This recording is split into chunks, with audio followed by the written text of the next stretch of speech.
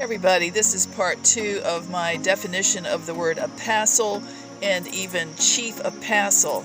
I have studied this in Tebo Creative Leadership. We're trying to analyze the Bible red flag buzzwords that have really important meanings but then get maybe into elite titles, too fancy and too plain, or else scared to use it when it's just a basic vocabulary word out of Ephesians 4 mentored by Paul. I picture it as servant leader, all the offices. Well, I've through the years studied this. Lord has called my attention and given me the term to teach, which is called for ministry an Apastle.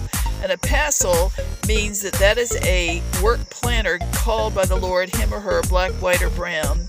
And they have the call to birth a movement, a radio station, a business, whatever they are. That doesn't mean you're the office apostle. That comes after a lot of work and hard time and sifting, maybe decades, to be like Apostle Paul. But the idea, an apostle can be a founder, work planner, spiritual trailblazer, but it can also be an apostle, him or her.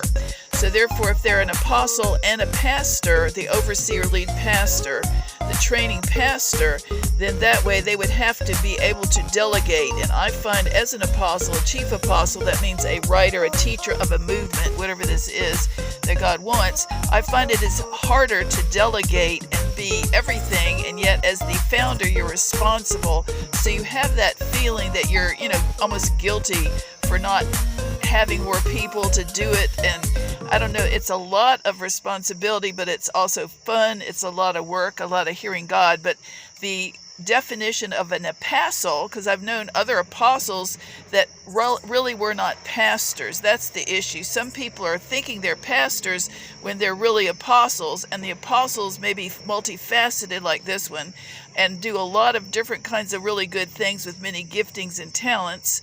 However, if they don't know how to really be a pastor, servant leader pastor, and deal with immature people, deal with relationships, that's the secret. If they can't deal with relationships, then maybe they really don't know. So I'm trying to raise the consciousness in Christian ministry.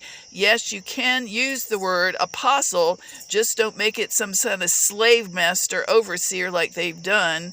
Don't think you're better than anybody or high and mighty and entitled, because you're not.